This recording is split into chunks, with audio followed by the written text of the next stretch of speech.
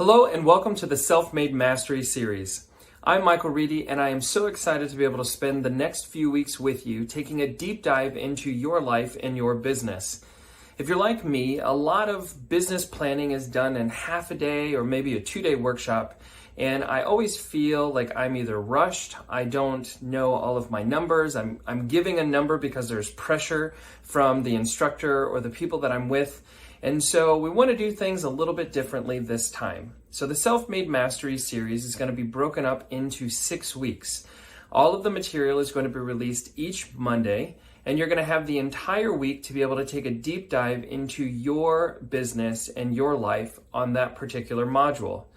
We're going to have opportunities for downloadables and other things that are going to be found right here. And in addition to that, each Friday, we're going to have a live Q&A. I'm going to be available during that time. If you have any questions, if you'd like further discussion on a particular topic, you'd like to share some of your insights and your ahas, any of those things we're going to be able to do each Friday during the live Q&A. Now, with that being said, there's going to be some things in terms of ground rules, so to speak, that are going to make sure that you get the most out of this experience. Number one, please know that some of this is going to have the appearance of being heavy. It's not meant to make you feel any certain kind of way or make you feel overwhelmed. It is the idea that if you want to eat an elephant, you do it one bite at a time. And establishing a business, a solid business that has a foundation, is going to take time. This isn't someone's going to do it for you. This isn't someone else's vision for yourself, your life, and your business. This is you taking an investment in yourself, your business, your future, and making sure that you're doing the activities that are necessary. I'm not going to sugarcoat it. There are some things that are happening in the world and the economy. There are absolutely signs of a recession.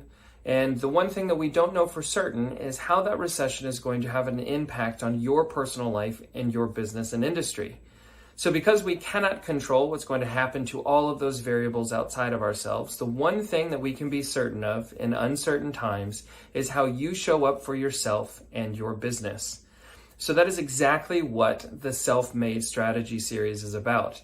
This is about making sure that you're following your dreams, not the vision or dreams of someone else, that you have clearly defined what success looks like for you, both from a financial perspective, as well as where you're spending your time and your energy this coming year. So I'm very excited to spend this time with you. Let's go ahead and get started. So session 1 of the Self-Made Mastery series is to do a little bit of an audit of what has happened so far this year. So I want you to make sure that if you don't already have this information available, I'm going to be asking you some questions. All of these questions are going to be available to you in PDF format so that you can print them out and you can work through them yourself. So don't feel necessarily that you have to rush and take notes, although I will say that if you have some kind of reflective resource, whether that is your computer, you can open up a Word document. You might have a notebook that you want to dedicate to the Self-Made Mastery series. But the idea here is that you're going to have some opportunities to reflect. I'm going to ask you some questions that you're going to want to give answers to. There's going to be some time later on this week that you're going to want to maybe explore a little bit deeper what your thoughts are or meditate on a particular topic. And so making sure that you have some kind of reflective resource that has all of that information together is going to be really, really helpful. So realizing when we take notes, typically especially taking notes by hand, we have an opportunity of retaining significantly more of the material because you're internalizing it and you're reflecting it. So again, just a mindset and understanding of where we are and what we're doing, where your focus is going to be, is taking a little bit of a look at what has happened over this past year. So I know that we've got a few weeks left in the year. That's okay. We're going to use the numbers of what we have already closed as well as what we have projected. We can always finalize these numbers or go back in the beginning of January. So first and foremost is we need to take a look at your business. How many transactions or sales have you done so far in this year? Now, once you understand how many units you've sold, we're going to take a look at what has been the average price of each of those transactions. So what we want to do is we want to take our numbers and we're going to put them in order, in chronological order, and then we're going to see right in the middle, what is that number? So that's going to give us our answer. So we want to make sure that we know the number of transactions. We want to know what is the average, right, or mean that we want of what our transactions look like. In most instances, and probability, based on my network, based on the product that I sell, based on the service that I provide, based on the people that are in my world, if someone was to find me and make a transaction or a purchase, what does that look like for me and my business? That's the number that we're looking for. Okay, so we've taken the number of units, we've figured out what the average price is that's usually there on that transaction. We want to then take that and then go ahead and look a little bit further and say, what is your average take home from that? Now, again, in certain situations, we're looking at that as our gross commission income or our gross profit, right? So if I sell a product and that product cost me $20 to make, and after expenses, my gross profit is $10, then I'm looking for that number, that 10 number. If you are, again, you're in real estate, your average sales price is $500,000, you're getting 3% commission, that's $15,000 of gross commission income. That's the number that I'm looking at. I'm looking at the number pre-expenses for you and your business, right? So we have our units, we have our average commission, we have the average price or sales price of that transaction, right?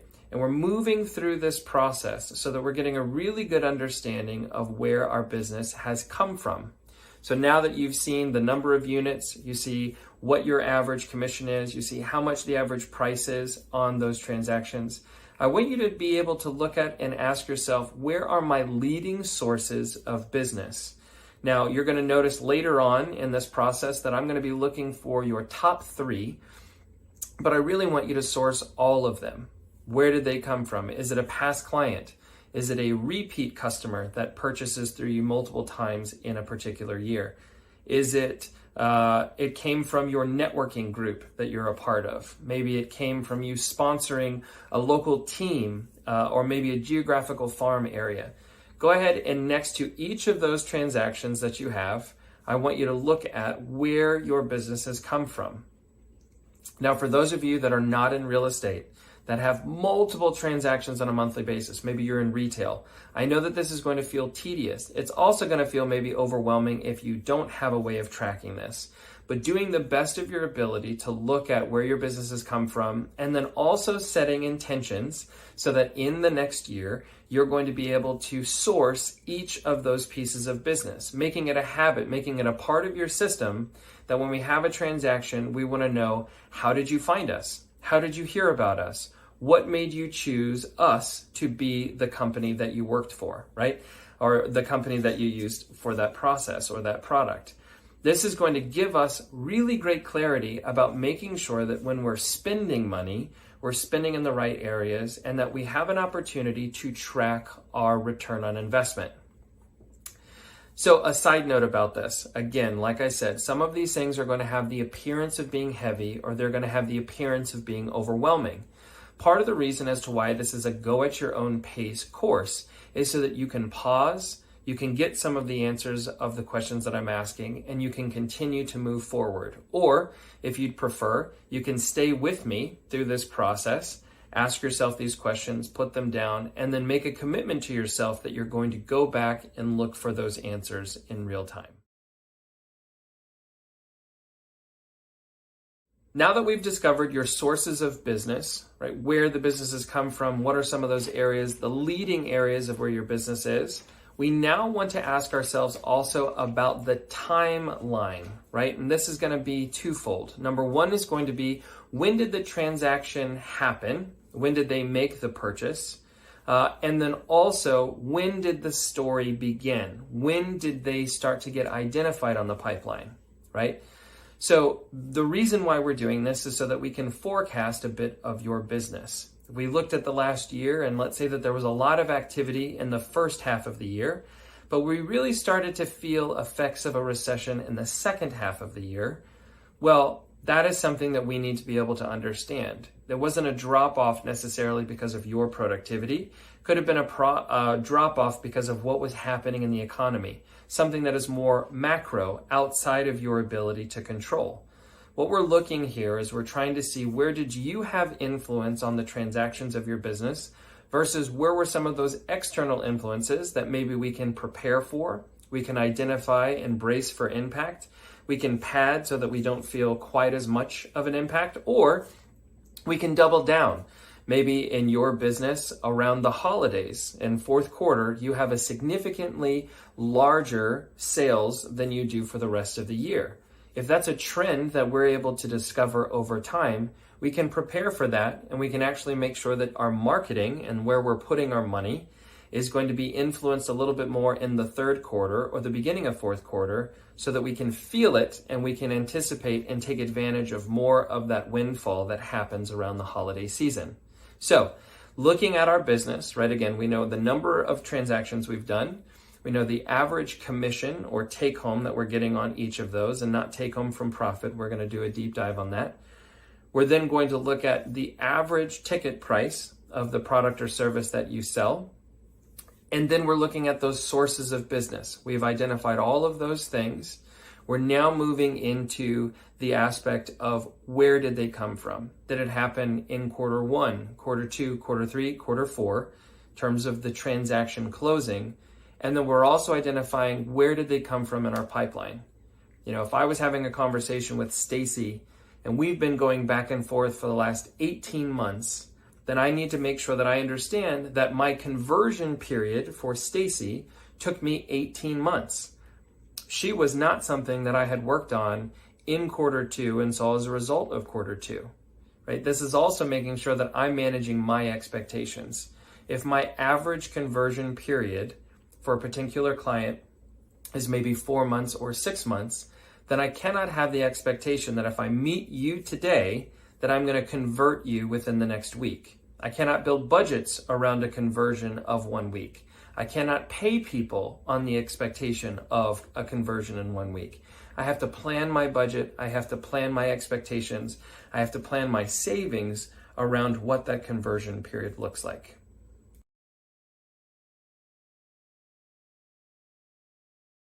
With everything that we've just discovered, and hopefully you now have a little bit of an understanding of what happened this past year, when it happened, is seeing if you have any year-over-year data. Now, again, I know that for some of you, you might have just started a business. You might be starting a business in 2023, and so a lot of this is going to have some empty information. For those of you that have been in business, say, for 2 years, 3 years or more, any information that you can have around this, the total number of sales, when those transactions happened, the source of where the business has come from, as well as what time of year you closed and how long that pipeline has happened, we're able to start to see a trend.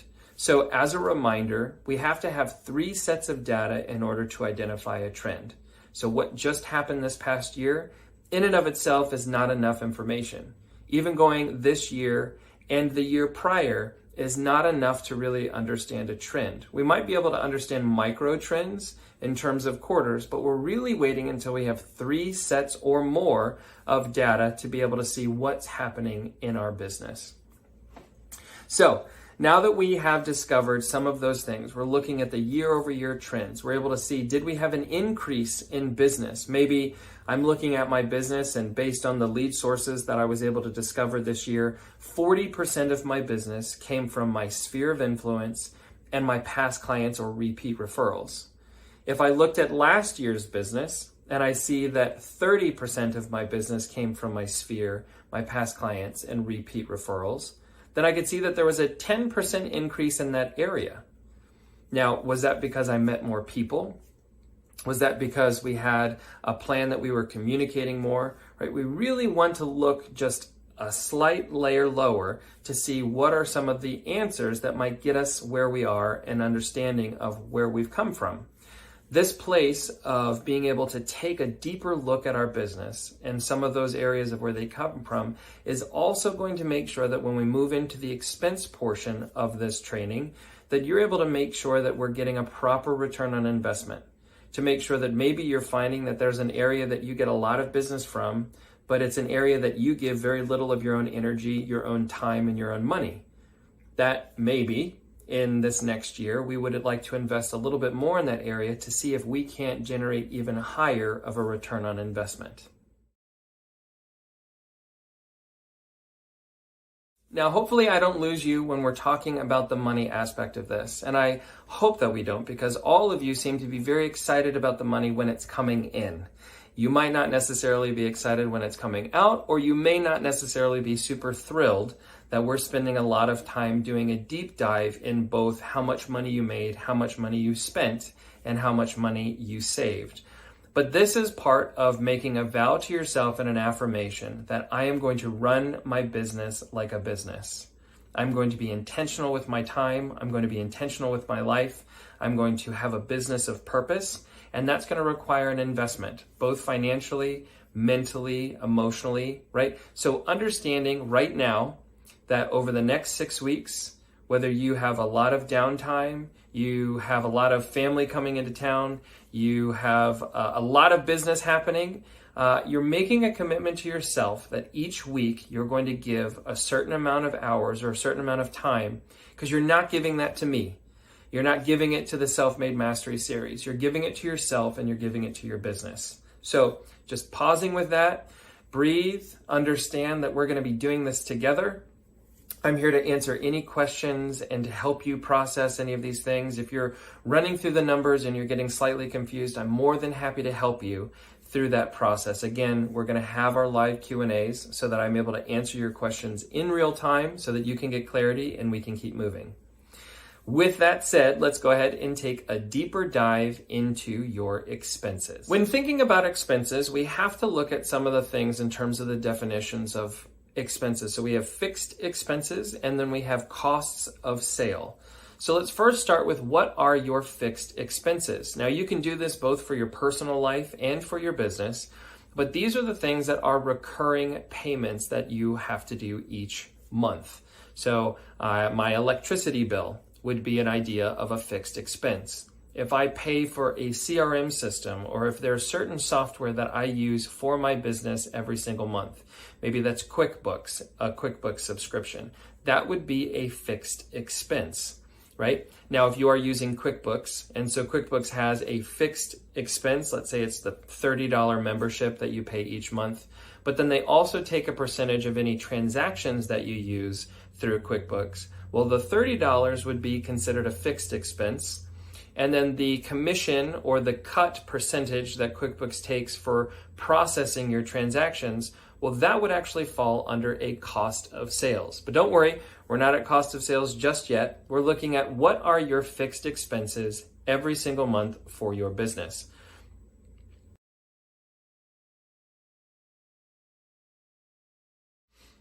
After we've identified our fixed expenses, again, this is rent for your office space. This is maybe your internet bill so that you have internet to be able to work your systems. Maybe you pay for a POS system for a retail store, or you have a CRM system, a client resource management system for your sales business. Once we've identified all of those fixed costs, right, we now want to move into what were our costs of sales. So cost of sales, quite literally, are going to be the costs that were associated with sales. If I didn't have a sale, I wouldn't have had this cost.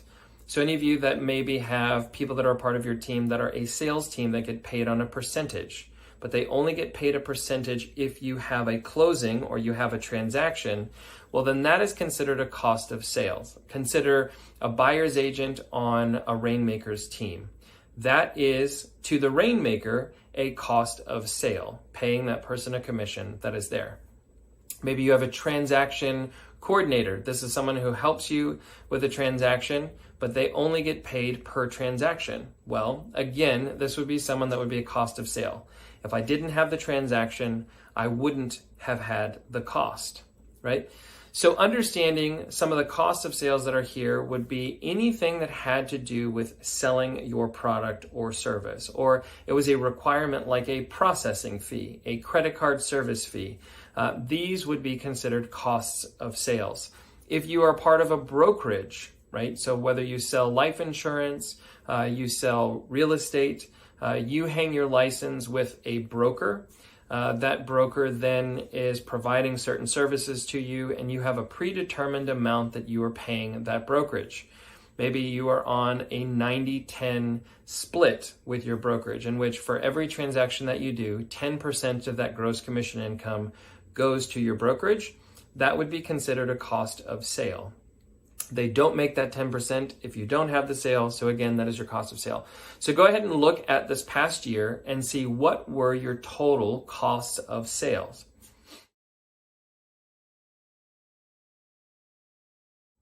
It's going to feel like some of these next steps are going to have a bit of overlapping, and that's okay. One of the most important elements of this is going to be leverage. Now, we talk about leverage in terms of models, systems, and people, but when I'm referring to leverage from an expense perspective right now, I'm talking about any of the people that help you. Now, this would be maybe a transaction coordinator who is a 1099 employee. This might be a buyer's agent or someone else that helps you on your team. This could look like if you pay a marketing person to help you with your marketing pieces each month. This might look like a coach. So looking at some of the things that are either salary or where you're paying people for their time, for their life energy to help you make more money or to help you run your business. That's going to be our leverage piece. Go ahead and look at what is the total number of how much you paid for leverage, and we want to see what that number looks like comparatively to the total percentages of our expenses and our cost of sales.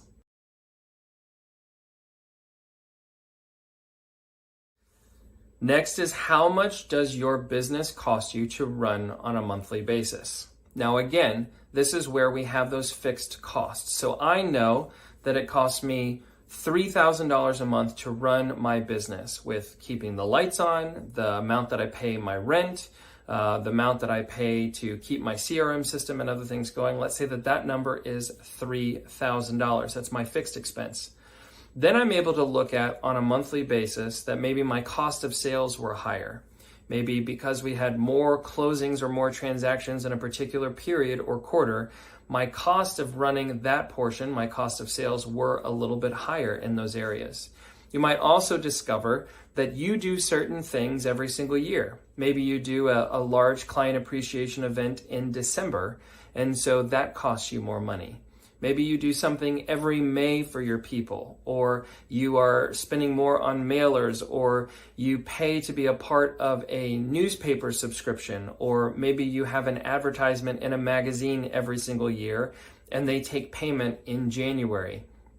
We're going to be able to discover that there are certain months that you have higher expenses or higher costs of sales than others. Now, yes, we are going to average this out on a monthly basis, but we can also start to anticipate and look at our costs and expenses from a quarterly and even a monthly perspective, so that we're not necessarily looking surprised when some of those larger purchases happen or those larger expenses happen. We're able to anticipate appropriately and also make sure that when we're planning our budget for next year, we're able to see what are those costs that are there. What you might be discovering this far along with me is that there's a question that I'm going to ask, which is, do you run your business like a business? Meaning, do you run your business on a budget? Or is it often that your budget or your monies are a reaction to the activities that you do or that you don't do? You find that your answer kind of resonates more with the latter. This is not a place to shame or beat yourself up. Again, a lot of people start their business. It's the entrepreneurial spirit to kind of ready, fire, then aim. It's the idea that I'm excited, I have a great idea, I'm going to run out into the market and I'm going to will it into existence. Oftentimes, we are building a house while we're standing in it. We're building around ourselves. We don't have necessarily a solid footing or foundation. We just kind of continue to add things onto us, kind of like a makeshift shack.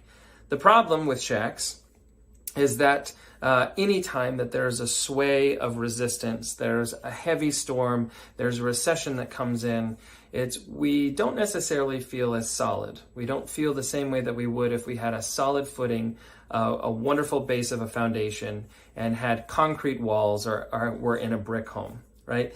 That's the same thing that there is for our business. So if you find yourself at this moment feeling anything less than total excitement about where your money is or how you're discovering where you're spending, please take it as a challenge. That is, this next year, I'm going to be more intentional with my budget. I'm going to be more intentional with my time.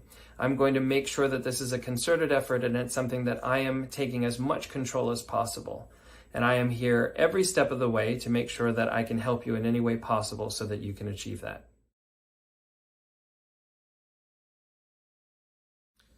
Why money matters. So of course we can talk about money on a much larger scale, but why the money matters is so that we can actually make sure that we are spending money appropriately. One of my least favorite sayings in the business is you have to spend money to make money. Well, you can spend a lot of money in Vegas and not make anything. So we have to make sure that if we're going to spend money, that before we ever make that initial deposit or we make that initial expense, we are already setting ourselves up for understanding what is the return on investment or the ROI that we are looking for in our business. So with that, just as we kind of looked at where our business came from, what those sources of those business are, I'd love for you to take a dive into looking at how much of my budget did I spend on marketing, advertising, or lead generation. As I'm looking at that number, and let's say that my lead generation budget, or the money that I spent on postcards and social media advertising, digital advertising, all of the areas where I was promoting my business and I was doing lead generation and client acquisition, let's say that that budget was $34,000 this last year, right? If I take that $34,000, I want to look at where was I spending that money. So $34,000, how much of it went towards those sources of my business? So if I looked at my transactions and let's say that I had real estate, let's say that I had 20 transactions.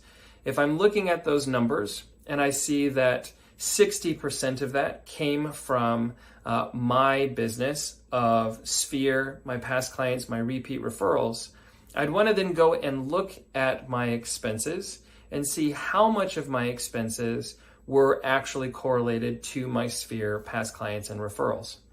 I'm going to do the same thing for my geographic farm area. I'm going to do the same thing for maybe social media advertising or Google SEO, or maybe some of you are paying a third party for some of your leads. So the tried and true example of this would be for a real estate agent who pays Zillow.com for leads.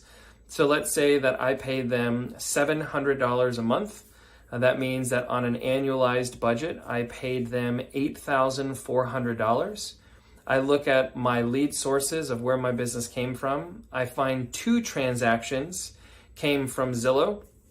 Those 2 transactions equated to about $1 million in sales. From there, because of average commission of 2.5%, let's say that I made just with that about $25,000 of commission. I would then look at the $8,400 that I spent on Zillow.com leads, and then I would look at the $25,000 that was gross commission income, and I would see that that is roughly about a 3x ROI, or a 3 times return on investment. Now, if that feels like a great return on investment, well then kudos to you. This is not for me to decide what a proper return on investment looks like for you.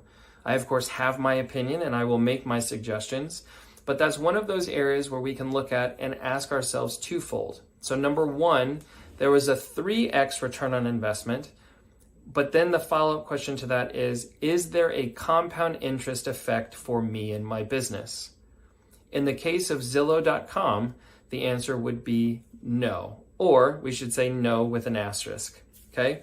The reason why it's no is because that $8,400 actually went into building Zillow's brand and Zillow's exposure so that the next buyer thinks of Zillow.com when they're thinking of buying, and I am still beholden to Zillow to find that buyer or that buyer lead. Conversely, if I had spent that $8,400 maybe building my own brand through postcards or through billboards or through social media marketing that was telling everybody about Michael Reedy, right, over the course of that year, and that brought me leads, then what ends up happening is that $8,400 that I spend next year will have the compound interest from the exposure of what it got me this year, right? So next year, people will see more of my ads and they will remember the ads that they had seen this past year. I'm building my business in terms of a return on investment and compound interest versus building someone else's business. Now, the reason why I said that there's an asterisk to this is because maybe I found that buyer through Zillow. That buyer has then fallen in love with me. They're very passionate and vocal, and they're an ambassador for me and my business, and they send me a referral from someone in their world. Now, the compound interest was invested in that client, but that wasn't necessarily something that I could monetize or repeat. I can't take another $8,400, find another buyer, and be 100% guaranteed that they are going to be as loyal as that first one. That's why there's an asterisk. But it's an understanding of going through and saying, where have I spent my money in terms of marketing and lead generation, client acquisition? And then specifically, where did that money go? Did that go towards my farm area? Did that go towards my sphere? Did that go towards my repeat referral? Did that go towards my networking group? Did it go towards a particular demographic that has been targeted through social media or through SEO? I'm really going to take a look at and then see, where did my business come from? So next, what I'd like to do is for us to use an example in looking at where our marketing dollars are as an expense or a percentage of our expense of our GCI to see what our proper return on investment looks like. So in this case, we're going to look at Sophia. And Sophia is a real estate agent who made $360,000 in gross commission income this year. Her total cost of sales were $50,000, and that included her commissions, the amount that she pays to her brokerage, as well as 1099 employees. This might look like a buyer's agent. This might look like a transaction coordinator. The individuals that she's paying who are helping her close difficult transactions every single day. Her total expenses were $82,000, and this includes her fixed costs, her marketing dollars, and her operational budget. Her total spend on marketing and advertising, and that's going to be categorized as print, digital, and the special events that she does, was $34,000. Now, as we look at the amount of her marketing and advertising, or her percentage of marketing dollars as a percentage of the total expense, which was that $82,000, we'll see that her marketing dollars equate to about 41% of her total budget. Her marketing spend on source one, which is her sphere of influence, was $16,000. Her marketing spend on source two, which was her farm, was $12,000. And her marketing spend on source three, which was social media and creating online leads, was $2,000. Now, when we look at the amount of money in terms of total closed units that she got from her sphere, she had 20 transactions that closed from her sphere with an average gross commission of $12,000 per transaction. So that $12,000 times 20 equals $240,000 gross commission income that has come from her sphere of influence. If we look at the total spend that she did for her sphere, which was that $16,000, we would take the $16,000 and we would divide it into the $240,000 of gross commission income, and we would see that there was a 15x return on investment. Now, just as I gave the example of the Zillow leads, right, in which that individual made a 3x return on investment, Sophia made a 15x return on investment from her sphere. And there is a compound interest effect because she is building a stronger bond with her people. They are advocates for her because they can speak in real time as what their experience was like working with her and her services. And it's going to be building long-term effects of when she sends marketing pieces or does special events with them next year, they're going to remember the fondness that they had with her this past year. There's a compound effect that is also something that we take into consideration.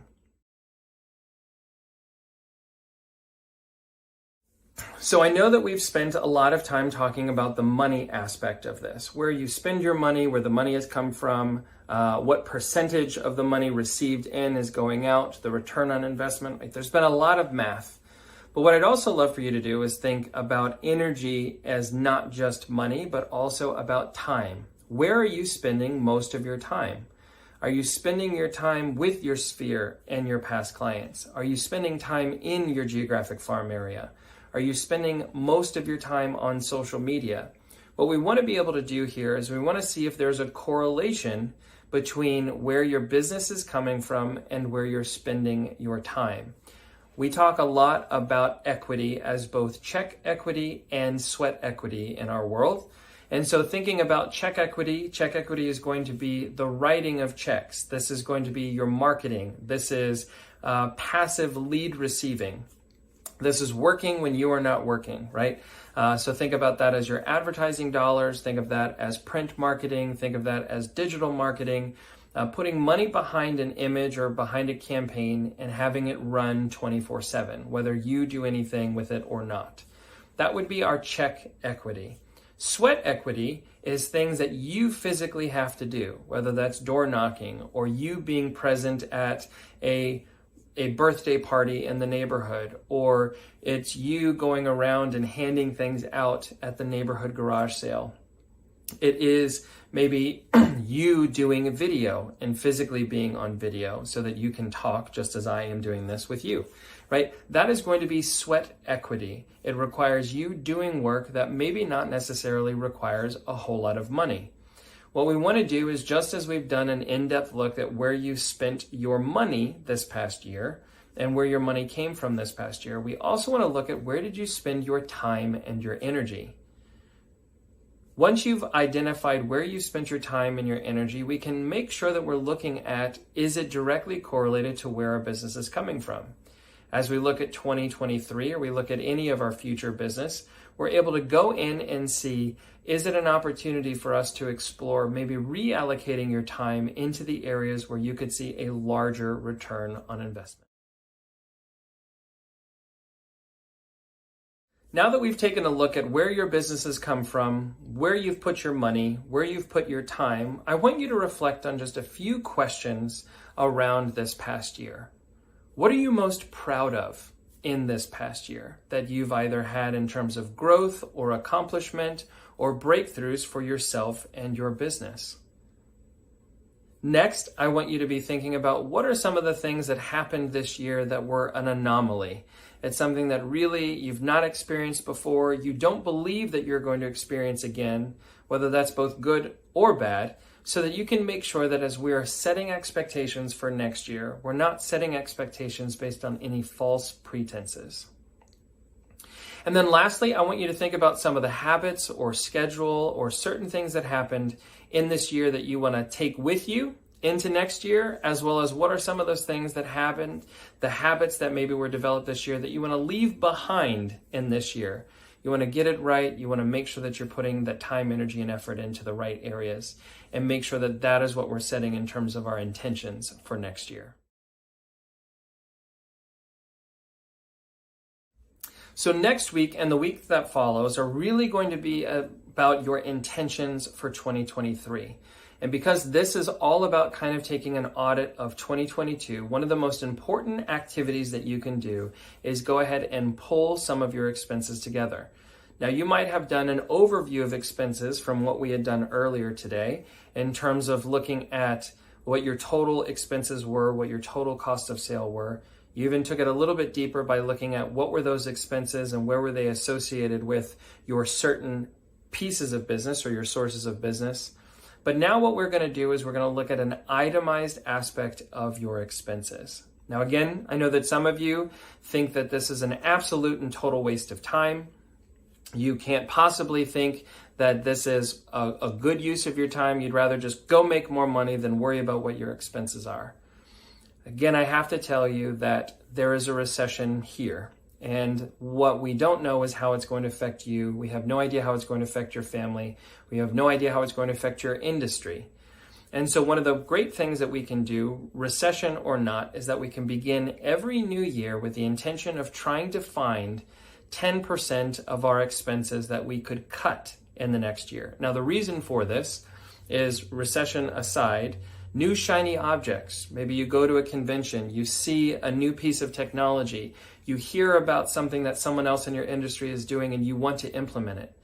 Well, by already starting the year where we've cut about 10% of those expenses, we've created room for some of those new exploring things. We've created room for you to go after a new shiny object without creating an even larger expense than what was before. And if you do find that we are in the midst of a recession, if you can find that you can live on just 10% less, 90% of your expenses that you did last year, we're putting an extra 10% of profit in your pocket to feed your family and to make sure that you weather the storm.